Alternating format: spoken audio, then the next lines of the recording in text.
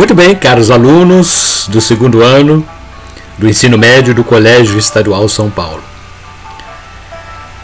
Quero apresentar-me a vocês. Sou Lourildo Costa, o novo professor de filosofia. E neste bimestre, a nossa primeira aula, nossa primeira videoaula, terá como temática os diversos tipos de conhecimento. Caros alunos da segunda série, nessa nossa primeira atividade de filosofia, iremos discorrer sobre um importante ramo dessa área, a filosofia da ciência. Vamos conhecer um pouco mais da filosofia? As questões que perturbam, melhor dizendo, questões que perturbam o ser humano desde o seu aparecimento sobre a face da Terra são as seguintes perguntas: como surgiu o mundo? Qual é a razão verdadeira da origem do ser humano? Como foi criada a natureza? Qual é a razão da existência de uma determinada harmonia física entre o ser humano e o meio ambiente? Estas e muitas outras questões também foram elaboradas por famosos filósofos pré-socráticos, que ficaram conhecidos como os filósofos da natureza. Foram eles que fizeram uma cosmologia, isto é, um estudo apurado sobre a origem do universo. Tais conceitos tiveram uma contribuição significativa para com o pensamento ocidental. Inúmeras dessas perguntas ainda continuam sendo feitas por outras formas de conhecimento, tais como o senso comum, a religião, o mito e a ciência, que será o foco do nosso estudo nesta aula de hoje. Veremos então que a mitologia, o senso comum, as religiões, a filosofia e a ciência possuem uma mesma finalidade, ou seja, ordenar as informações para que elas possam nos trazer explicações para todos esses questionamentos. Ou seja, dar sentido ao mundo em que vivemos e às coisas que nos rodeiam. Melhor dizendo, em outras palavras,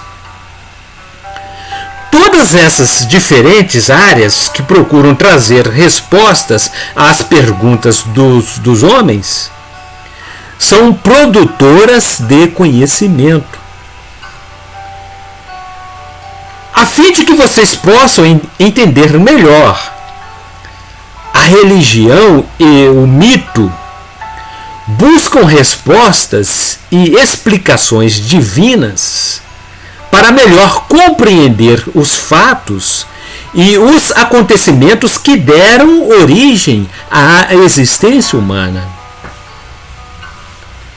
Ocorre que a filosofia surgiu e resgatou tais temas, que já eram discutidos na mitologia grega, todavia, sem desmerecê-la, mas de uma maneira inteiramente racional, através da formulação de hipóteses dentro de uma lógica argumentativa. Entretanto, a maneira como esses conhecimentos são adquiridos e transmitidos ao longo da existência humana sofrem variações em cada um desses tipos de conhecimentos. Essas particularidades são responsáveis pela diferenciação entre mitologia, ciência, filosofia e religião. O senso comum, por exemplo, é o conhecimento espontâneo, com fundamentação em dados sensoriais, em crenças expressadas pela fé e em preceitos que expressam a experiência do dia a dia de uma comunidade.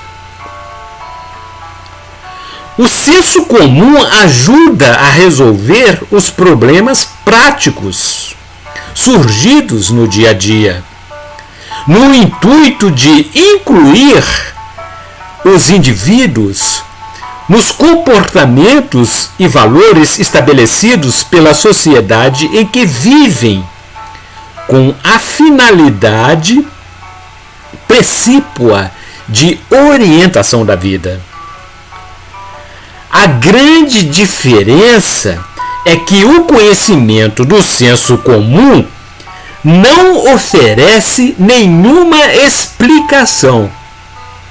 Não tem compromisso com a compreensão da verdadeira natureza da realidade humana.